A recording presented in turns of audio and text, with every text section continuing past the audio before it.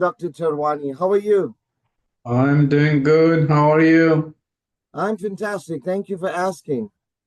Well, it's a pleasure to connect with you. Thank you for making the time. I appreciate it. You're welcome.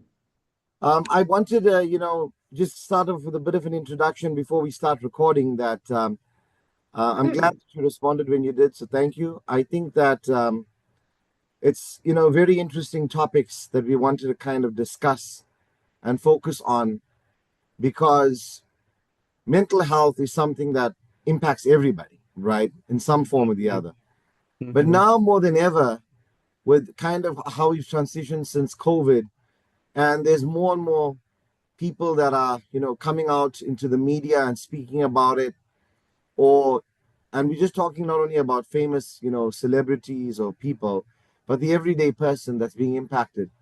I'm glad that there's psychiatrists and behavioral health experts such as yourself with practices such as the one that you run that can talk and assist those that are needing these type of treatments, right? And obviously need assistance. Sure. So I just wanted to kind of make it conversational. With our platform, we have patients or prospects potentially that obviously engage with a lot of the content across the different specialties and modalities in terms of what physicians, providers, doctors, whatever you'd like, are obviously practicing in and discussing and talking about. And I think that this particular topic is extremely important, more so and more relevant than some of the other diagnoses that patients might go through, because it obviously in the past had seemed not to have got a lot of attention, and that has changed significantly and drastically. And I think that having advocates such as yourself sheds the type of light that are needed on some of these topics that were previously regarded as taboo or just not getting enough, education about them. Sure. Fantastic. So, Dr. Tarwani, welcome to the next edition of the Dr. Marketing Agency podcast.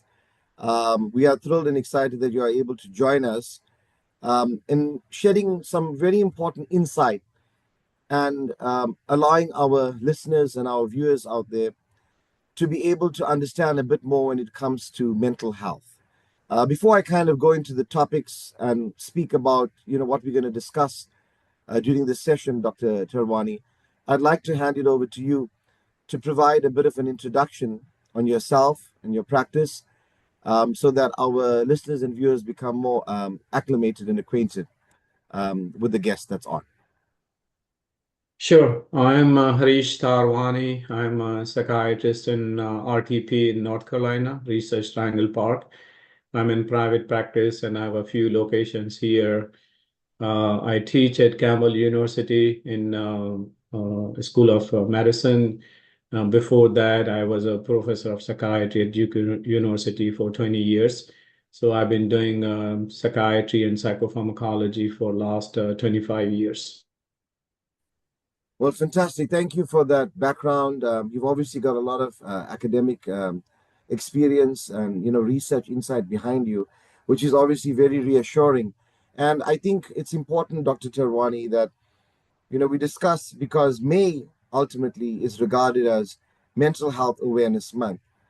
But within that, that topic is so broad that it spans so many different facets if it were to be dissected into different elements. May also represents maternal mental health awareness, which is something that we'll get on with a bit later in the podcast. But I wanted to kind of pass it over to you because you see this from your day-to-day practice and dealing with patients from different walks of life.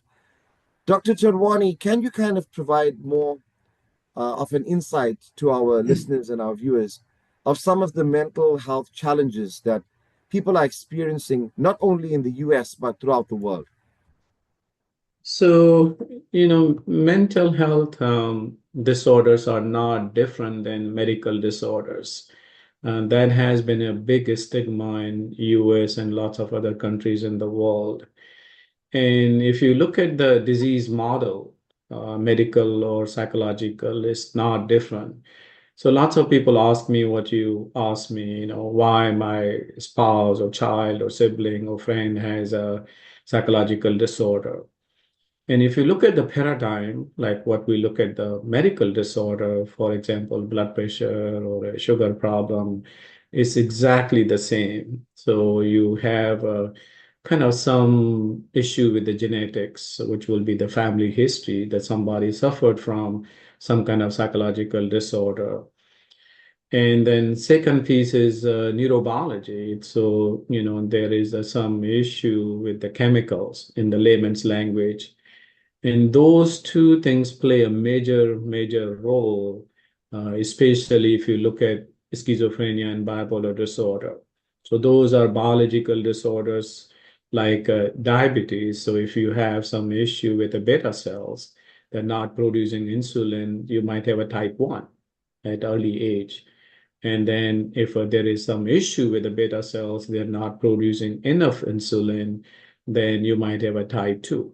True for those disorders too. And also, like we say, nature and nurture, the nurture plays also a big role. So we look at the stressors and triggers, like you can argue, well, people have, this person had a history, grandfather suffered from the disorder, and how come he did not have the illness, but my child does? So those things play a major role, stressors, when I say stressors, how the parenting was done. Was there any emotional, physical, or sexual abuse? And not to mention bullying or what happens in the school, the relationships.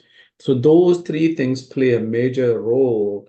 And now we know that any disease can happen anytime, right? So it's not necessarily there's a peak time between 15 to 25, but if you have those three factors, everybody is different. Some people are very resilient. They might have episode, any disease might have episode is 20, 30, 40, 50, 60.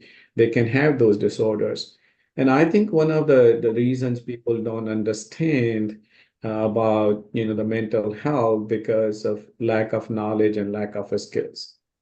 On the other side, if you look at the scientific way, a brain is a very, very complex tissue. And Right. even in medical school and residency, and it's a very hard to understand different parts of the brain and what they do. And mental illness, not a cloud in the brain. In last 10, 15 years, we have learned with the neuroimaging studies, there are centers in the brain which produce emotions and feelings.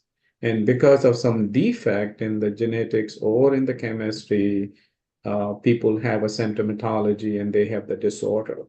So, in my opinion, what I've seen and what I've done in talking to so many thousands of patients in the last 25 years, I think it's just people do not understand what I just described, the paradigm. And it depends, what faith you talk to, what community or culture you talk to. My experience in this community for the last 25 years, I've seen all ethnicities and all races, and this place has grown significantly in last, 10 to 15 years. And I'm sure you here in your area too, that lots of people are moving to Raleigh because of different reasons, the health sciences, and not to mention the technology. So 15 years ago, I won't see any other ethnicity except white and African American in the hospital, in the clinic, in the consult service, in the ED. But now I see all ethnicities, and especially South Asian population, I see a lot. They won't come, but now I see from ADHD to dementia. Right. I treat patients every single day. So I think if I summarize, is lack of education, lack of skills, stigma partly because these diseases are abstract, right? It's a very, very difficult to understand. And then access. So when I came to Raleigh from Boston, there were not many people. Now there are lots of psychiatrists and therapists, and people seek help. So even in this town, it's not big like a New York, LA, Houston, Dallas, or Chicago. Things have changed.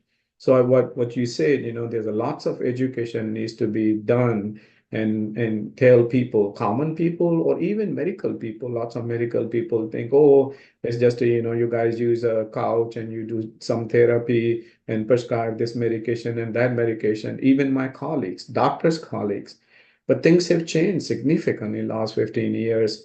And I can say confidently, if you see a good professional, you have a diagnosis and you get a good treatment and therapy, most of the disorders are, if not curable, manageable, like a blood pressure and sugar. Very interesting insight there. Thank you for that explanation, Dr. Tarwani. I think, you summarized it extremely well. We talk about conditions that normally we regard as pathology, where there's tests done, and you can determine, certain, hereditary factors, or in terms of your metabolics, you also look at, factors that potentially are impacting you with regards to, passed on by family members. But you brought up some such valuable points about the diagnosis, and we talk about mental cognition and the cognitive ability. You talked about the brain. We spoke about issues that could be classified as bipolar, or some of the other impacts that people might be experiencing when it comes to schizophrenia or dementia. But I think, again, I see this in my interactions with people, and I think it's common knowledge. There's more media articles being published and stories being covered since the COVID-19 pandemic. There is still this issue, though, where people have the stigma, which you kind of reiterated, where they don't feel as easily approachable to talk about it as if perhaps if it was something regarding the actual health, where they see, you mentioned diabetes, they go in for tests and they determine, okay, with this diagnosis, am I, diagnosed with this, or am I diagnosed with cancer? So it's so glad that you are getting more people from different walks of life, different ethnicities that are coming and seeing you at your practice, and your colleagues throughout the country as well are seeing that. With regards to, some of the factors we talk about mental health, and again, there's so many there, Dr. Tarwani. You touched on a couple.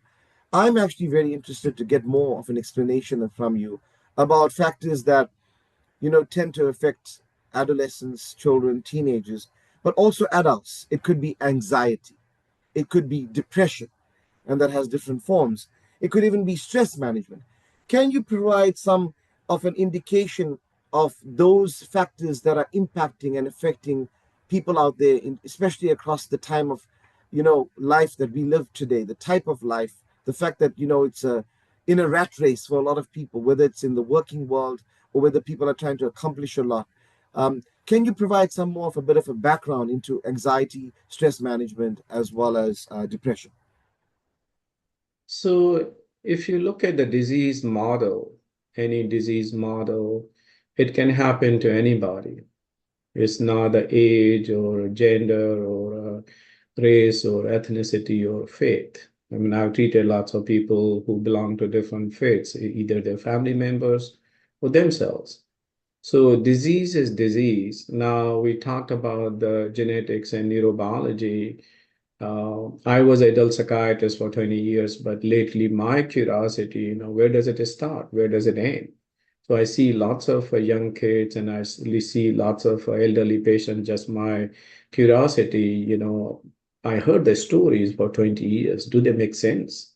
Yes, they do. They are not lying to me. They are coming to me, seeing me, taking medication. But where does it start?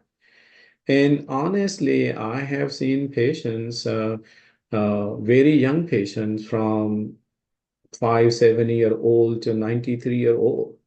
And they have anxiety, they have a depression, they have a psychosis, they have a ADHD, and not to mention, I talked about the bipolar disorders, schizophrenia. And those biological factors are there. You were born in Asia, Africa, Europe, America, Australia, they are there. That's number one, right? In my experience in the last 5 years, I used to see lots of patients who came from smaller town and they were suffering until they have a severe disease. So that piece number one. But piece number two, which is important, is the environment. And if you look at what I talked about broadly, stressors and triggers, right? So one is the real stressor and trigger. So child was abused by, let's see, for parents emotionally, Yeah. right? And now it depends on the person, how resilient that person is, might have symptoms right away.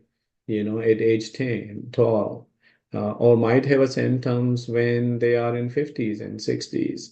So I think that's a misperception and misunderstanding that, certain diseases occur at some time. And that's not true. And even since I've been psychiatrist, psychiatry has changed significantly. The diagnostic sophistication, the way we look at the DSM diagnoses, and there are lots of experts behind it who kind of change the classification and also describe the definitions differently. And not to mention, I've seen in the last 25 years a revolution in psychopharmacology. When I started residency in 1996, and there are lots of these newer antipsychotics and antidepressants started coming out. I saw the difference with my eyes. I mean, people who were taking old drugs, they had lots of side effects and they stayed in the hospitals for weeks and months. Now people are out in 10, 15 days, and lots of patients seek treatment in outpatient clinic and do well and continue to go to school, college, or whatever they are doing. So there are lots of changes. I think it's just a misperception. Whatever it is, it's a faith on the top. Like people don't seek help because they think, oh, it's just a stress or anxiety, it will go away by itself. And the answer is no. I mean, if somebody has, and we have a diagnostic criteria in the book, and it's not like people talk about the symptoms. Oh, I feel, depressed here and there. Yeah. That's not a major depressive disorder. That's not an anxiety disorder. There are six different anxiety disorders. So you go through what the DSM says. You need the symptoms, you need a duration, and more than that is affecting your functioning.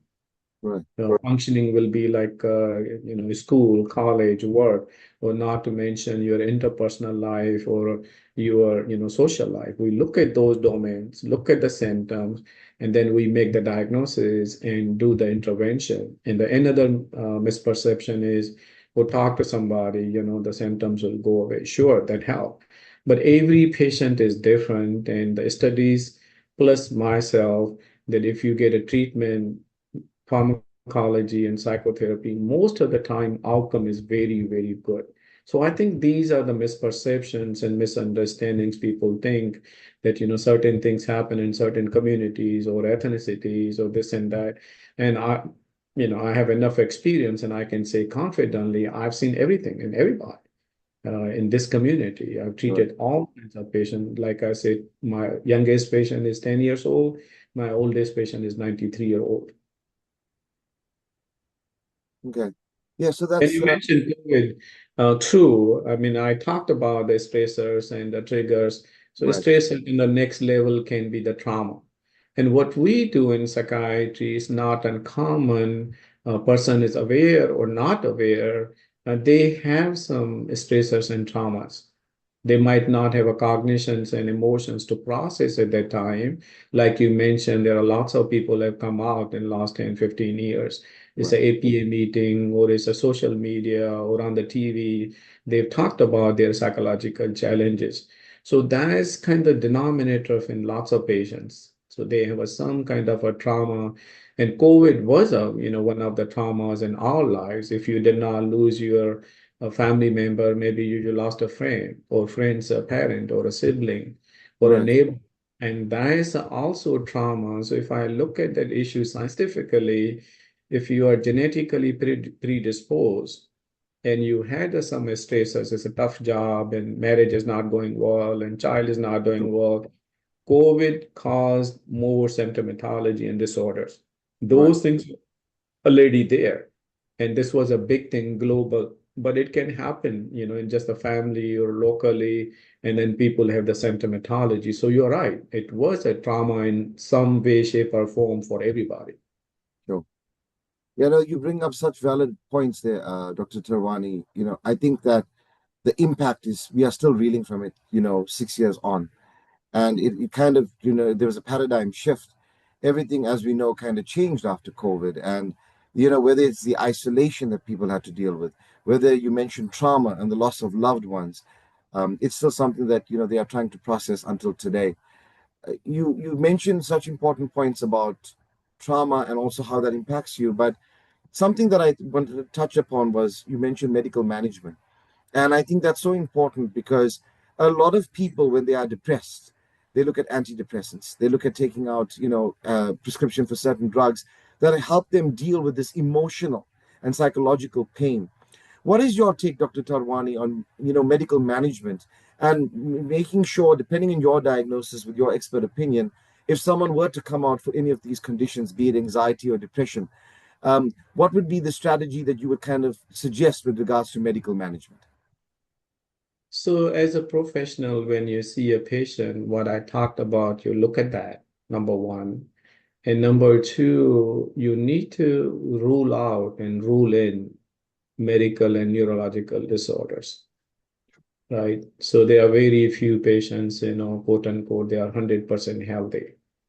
Is a child, 10-year-old, has a bronchial asthma, taking corticosteroid, have a genes for anxiety, might have more anxiety, Right.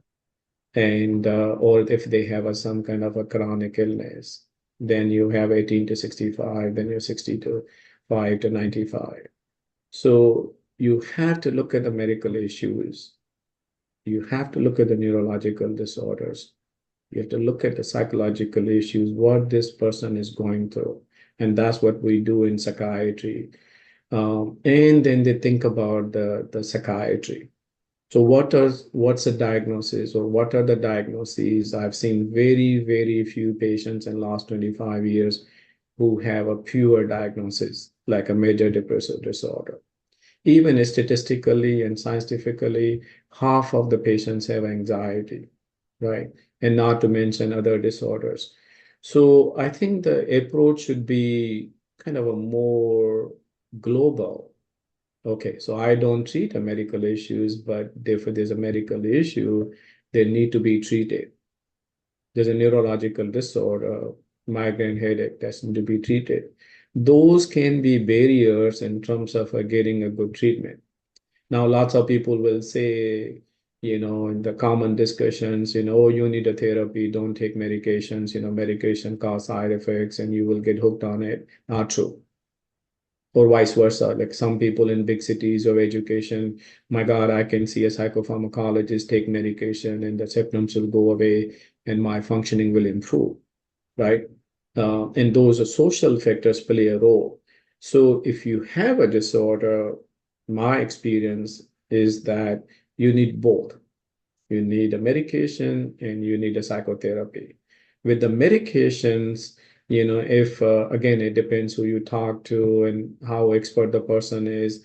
If you take a medication for any disorder, it's a panic disorder or a social anxiety disorder or PTSD or bipolar disorder or schizophrenia, if you are on the right regimen, medical conditions you have, they are under control, you don't have, you are one of the luckiest people, they will work. Okay. Right. And the third paradigm I would like to talk about, I haven't met any human being in my life, in the clinic or in the neighborhood or friends. Disease always brings us some kind of a dynamics in your life. Yourself, your cognition and emotions about the disorder, your family, your friends, co-workers, and anybody else you know. Oh, okay, so if I take a Zoloft and I tell my mother, is she going to approve it? That's a dynamic. If I'm taking Zoloft, can I tell my employer that I'm taking antidepressant? Okay. If I have a bipolar disorder, do I tell my professor that I have a bipolar disorder, I'm taking medications? Right. And I think because of the history and because of the stigma, because of the lack of knowledge, people start thinking, oh, this person is crazy. And I already mentioned it's not different than patients who have a high blood pressure or sugar. If you take the right medications, you have a right diagnosis, you can live a pretty normal life. And that's the reason all these celebrities are coming out and say George Stephanopoulos or Tipper Gore or Mike Wallace, and not to mention lots of other people who have talked about their illness and they did pretty well. They're very successful. I mean, not necessarily it answers the question, but again, the message is that yes, you get help and you can live a pretty normal life. And I think that's because of those misperceptions. People have a lots of ambivalence. If I take the medication, what will happen? how my family will think, how my employer will think. Those fears are biggest barrier. And what we are doing now, this needs to be done more. So more education, like what it is, what's the treatment, and what's the outcome. I mean, as I said, I'm not a new clinician. I've been doing this for 25 years, and I have some patients like any other chronic illness. I've been seeing them for 20 years, and there are patients I saw for a year or two and discharged them if they had a simple diagnosis and they were on good medication and the outcome was good. And Mm. one more important thing I would like to say that lots of people, even the medical doctors and community, do not think about the stressors. You as a person, me as a person, just look at ourselves. There are stressors in life, and nobody talks about in any other field except psychiatry. So when patient comes, we are talking about those things and giving them solution, no matter what theory we use. So those things are very, very important, and people don't understand. Medications will work, but those are the barriers. And studies have shown over and over again, myself, if you have psychosocial stressors and medical disorders, medications will work. That will make you functional, but it might take a long time. And those are the two other things, people do not know, and they think you will take A, B, C, and you will be cured and everything will go away. It doesn't happen, right? With any disorder. So those are the two major things we look at every patient we see. I think that's such a well-rounded answer, Dr. Tawani. You kind of explained it.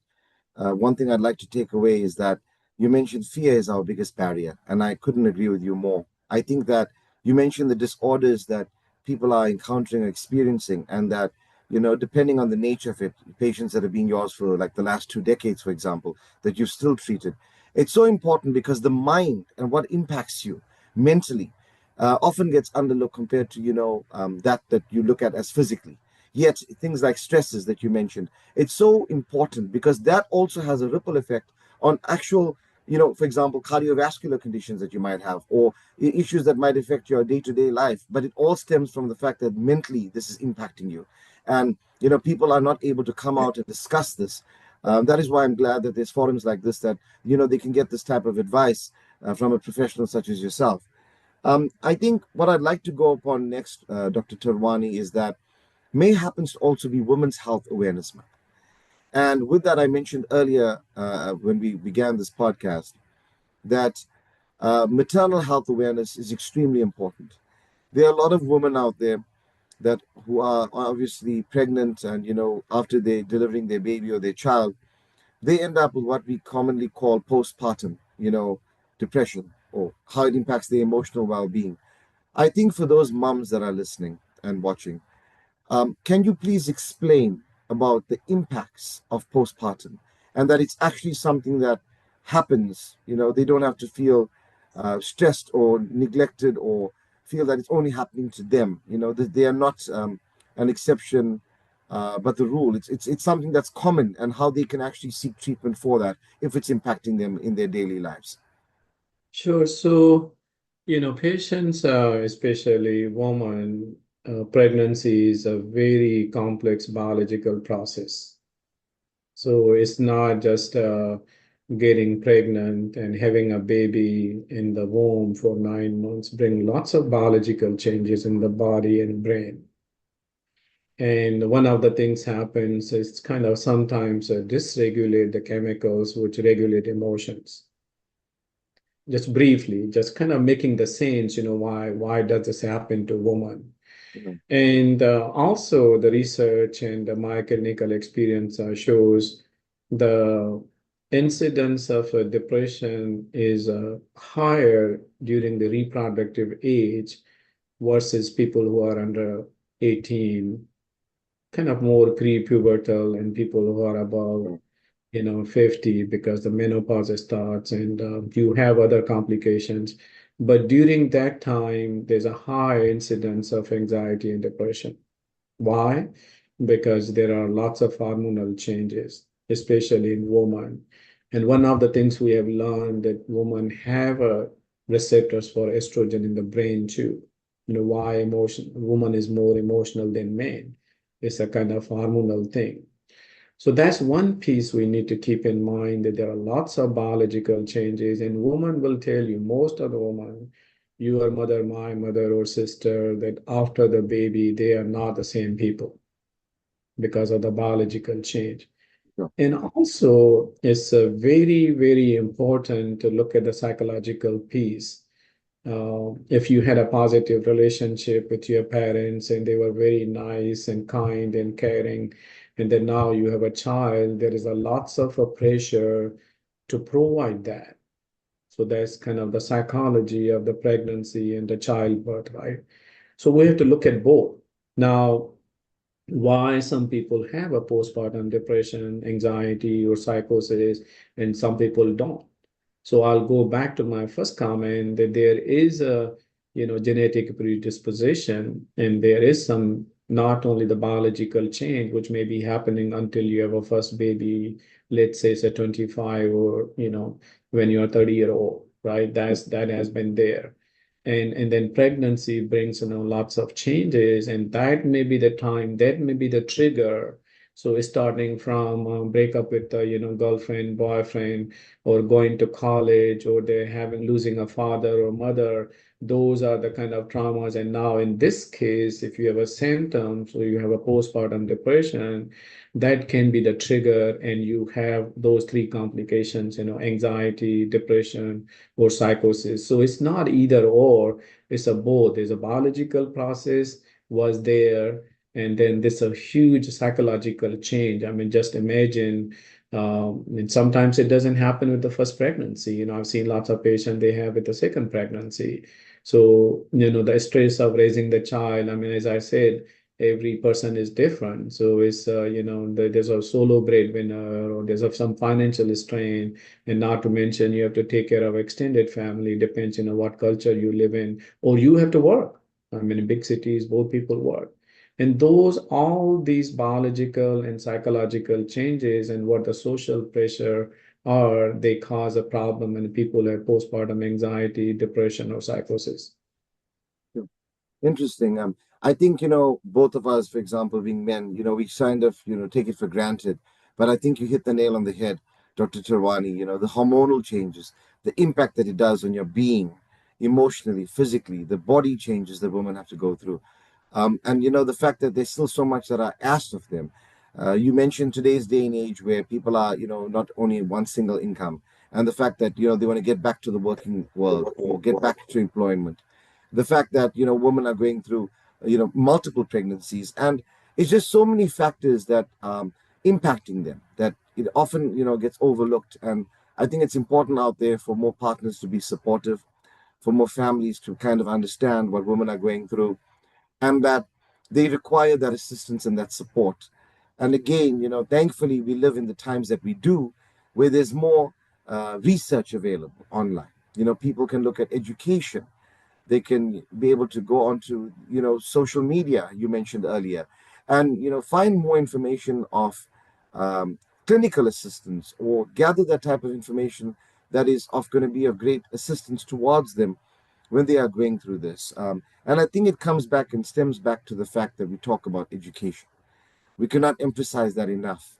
Whether it's, bipolar disorders, we mentioned earlier on anxiety, depression, and stress management, postpartum, ADHD. There are so many factors out there that are impacting everybody. And, we need to become more aware of those. And I think having providers such as yourself that provide this platform and provide this research, both from an academic standpoint as well as at your outpatient facility, is of paramount importance to the patients out there, especially as you said rightfully in some of the smaller regions and towns, because it's not a big city problem by any stretch of the imagination, and I think that is becoming more and more brought to the fore today. So thank you for that explanation for sure. Um, Well, word of caution, you mentioned, I jokingly say they say knowledge is power, but I jokingly say education is power, not the knowledge. right. And the reason I say this, because now you have a social media, and then you have a Google for many, many years, and Yes. now you have AI. And we need to keep in mind that's just a digital calculation of the data. It doesn't tell you much. So my patients will say, "Oh, you prescribed this drug, and I Googled it, or now AI or this caused these side effects, and I don't want to take it." I said, "Then, why are you seeing me?" I Right, mean, right, if you came to me, I'm not just looking at your diagnosis or symptoms. I'm looking at your age. I'm looking at your gender. I'm looking at the family history. I'm looking at your medical disorders. And we talked about what we do in psychiatry, the dynamics, right? right, Yes, medication cause side effects, but we look at lots of things, before we prescribe the medication. So what you say, yes, it is help. I can't, my days, early days of training, there was nothing. I mean, you have to go to the library and pull out a paper or a book and read something, and it's so abstract that sometimes you can't understand. So now you have a YouTube, you have Instagram, you have a LinkedIn and this and that. Sure, it helps. And I post, like my passion has been the patients and families. I write a very simple thing about the disorder so they can understand. Again, that's not important because there is some limited space I can write, which is meaningful and which is useful to the person. But the word I will say, if there is any distress and or dysfunctioning, you need to get a professional help. Won't kill you. See somebody, talk to somebody, and some decent professional will say you do or you don't, and then you're fine rather than waiting, right? One of the things I would like to say, like a bipolar disorder, is a very common, lots of people suffer. And at this point, it's 10 to 13 years gap before patient is diagnosed appropriately and then on the right treatment. It's still true in 2026. It's a shame, right? Even you have lots of resources, but what happens? People don't know much about the disorder. They know, but they don't know what the modern treatments are. right. So again, like what you said, is I know I will say one more time, it's not a child or adult or a geriatric patient. It's not a man or woman. It's not a poor or rich. It's not which community you belong to. It's not, which faith you follow. Sure, those things are important, but disease is disease. And especially in psychiatry, if you have a distress, you feel like there is something going on. I don't feel good. I feel anxious. I can't sleep. I don't have a positive relationship, distress. And it's affecting your functioning, especially living in United States. It doesn't hurt to see somebody for just a screening, Mhm. and they can kind of tease it out, yes, there's a disorder and you need a treatment, or there's some adjustment like a pregnancy or a transition to school, transition to college, new marriage. Those things do cause some anxiety and stress, but professional person can say, well, this is disorder, right? And you need a treatment. And I think that should be the message of this and then anything else we do, that people see somebody get help and you can improve the quality of life and the functioning. Very, very well said and very true, Dr. Tawani. I think this next question is very interesting and something that you'll definitely appreciate, Dr. Tawani. We talk about the role of behavioral health when it comes to overall wellness and preventative care. And I think you touched on this at the beginning, but I think it's important out there to speak about specifically behavioral health and what does that do to the overall healthcare ecosystem, where we've kind of mentioned earlier about actual physical health, and then we talk about drugs or certain types of metabolism that a person might go through, vitamins that they might be taking to get that enhanced performance of mental cognition and so on. But to your knowledge here, I would like you to share on behavioral health and the overall wellness and preventative care in terms of the healthcare ecosystem. Body and mind have a strong connection, and this is not something new we are discovering, right? So there's a lots of evidence, and one of the fellowship I have is called psychosomatic medicine or consultation liaison psychiatry, Right. or some people will call it body mind psychiatry. So if you look at the heart disease, about 40% of patients have depression after heart attack. Diabetic patient, 20 to 40% patients I have are either symptomatology or clinical diagnosis. If you look at a stroke, half of the patients have a depression after stroke. People who have a depression, they have a lots of medical disorders. You can control blood sugar, you can control blood pressure, you can control pain. So not just a psychological, lots of people think it's a psychological, true, but there's also biological relationship between medical disorders and psychological disorders. And I think both needs to be treated equally, but because of the stigma and access and fears, people don't get help. So, as a person, as I said, there's old statistics, but 80% of the people on the earth have some kind of medical, psychological disorders or both. And I think both need to be treated equally and efficiently. And then people can have, good emotional and physical health. I think that was very well spoken and said, Dr. Tarwani. I like your explanation about how the actual medical disorders and the psychological disorders have to go hand in hand. And I think that is so underplayed and not realized by the masses out there. People think that, I've got a stroke, this is going to impact me physically. I've got this heart condition, I'm battling to, have, proper breathing, or I've had coronary heart disease. I've had this situation where I've become diabetic, and now it's impacting on me in terms of the diabetes itself and my glucose levels and my blood sugar levels. But I think that they don't realize that, as you mentioned, quite rightfully so, the depression aspect that affects those 40% of heart disease patients or those 25% of diabetic patients. And I think that if they can understand that and realize that the two are symbiotic as a relationship, they kind of go hand in hand. One is a consequence of the other, then there's going to be less stigma out there, and more people are going to realize that they need to get this assistance that thankfully providers such as yourself are out there in the different areas and communities providing this to them. Absolutely. Yeah, absolutely. And then lastly, Dr. Tirwani, I think, which is important in conclusion, I'd like to be able to, leave this as an important thought, and I'm sure you can elaborate and explain on this, is that what are some of the ways that patients out there could seek treatment?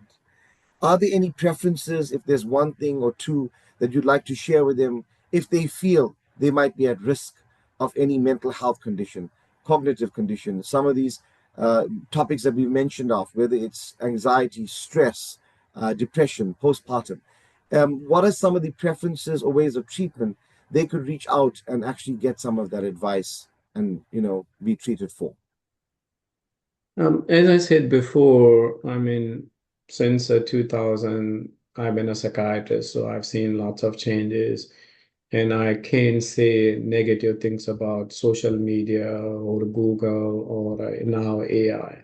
It does help. It depends what you're looking for, right? So that has decreased stigma quite a bit. So at least as a person, like the buzzword was, oh, if you have a psychological disorder, you're crazy. You can't function.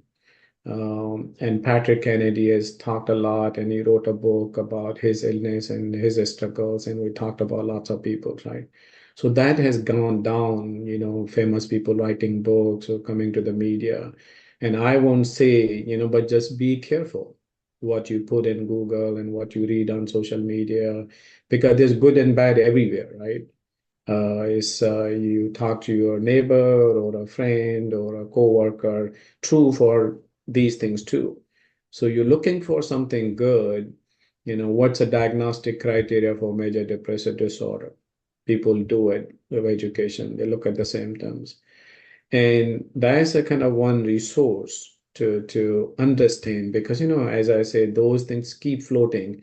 Or if you have psychological disorders, you are crazy, or you won't get better, or you won't get married, or you won't be able to finish college. All misperception, not Right. true. Even with my clinical experience, right? You have these disorders even at early age. That there is some distress and dysfunctioning, you get a professional help, you get on medications and therapy. And both of them, I would like to reemphasize that it's not either or.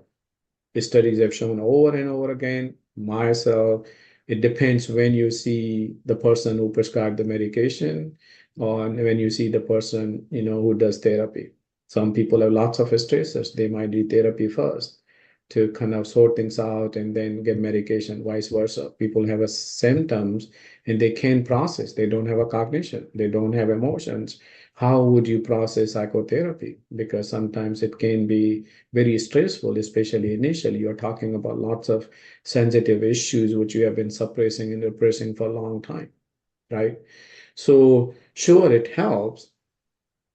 You should see a professional person now, and lots of places you have a lots of resources, and either AI or Google, you can just punch in a word and say, psychiatrist in Raleigh, North Carolina. You will see bunch, or psychiatrist in LA, or some big city. If you don't have access, you live 30 miles away. I think that needs to be done in terms of getting a screening from a professional person, and nobody will say, well, you have a disorder and you need help. So there is something we call it the prodromal phase. Your family history, you just started college, you have some symptoms, you see somebody, they monitor you and they have their baseline before, God's sake, something happens in third year. We had a baseline. Now we can tease out, these symptoms are coming from this and that, and we can treat it. I think that needs to be done. And then second message is that these psychological disorders are not different in any way, shape, or form from the medical disorders. Just people don't know or they don't have access, and it's a very abstract for some people to understand. And that's our job as a professional to coach you, to educate you, to start the medication and provide a good psychotherapy. That will make a big, big difference. Yeah, for sure. Well, I think thank you so much, Dr. Tharwani. I think that you've left a lot of great words of wisdom for somebody that, been practicing and doing this for over 25 years. I think that it's great advice out there for a lot of people that they are not alone. I think, again, we spoke about the stigma and the fact that it seems to be taboo. But there are so many factors that affect people, from, post-COVID traumatic stress that they've been going through that we spoke about earlier, to family members and loved ones being diagnosed with terminal illnesses or diseases and them having to deal with it. Being a breadwinner, as well as those personal problems that they are trying to keep away from the workplace or from their professional environments, issues with regards to their marriage being dissolved, issues with regards to, worrying about the future of, their sort of children and what type of life and legacy they are going to live. And the fact that, you might just be going into a place whereby it's a new environment for you. It could be a new school. It could be a new tertiary institution where you're going to college. It could be a new job offer that you've taken up. How are people going to judge you? So I think this is extremely important and relevant, especially in today's society that we live in. I think those factors that we are going through were seen necessarily by our ancestors. And I think that, getting exposed to more of the social media, these influencers, going through what, people are going through, whether it's celebrities or you mentioned earlier, famous people, getting that research and education is extremely important. And being able to have a source or an avenue to go and reach out to get that professional advice that can obviously make a world of difference to their everyday being. You mentioned, nature versus nurture. And these are things that are so often underlooked. But thank you once again, Dr. Tarwani. I think this has You're been fantastic welcome. as a topic of discussion. And we will definitely be in contact and speak to you down the road. Sure. Thank you so much. You're welcome. Take care. Thank Okay, you. you too. Okay, bye bye. Bye.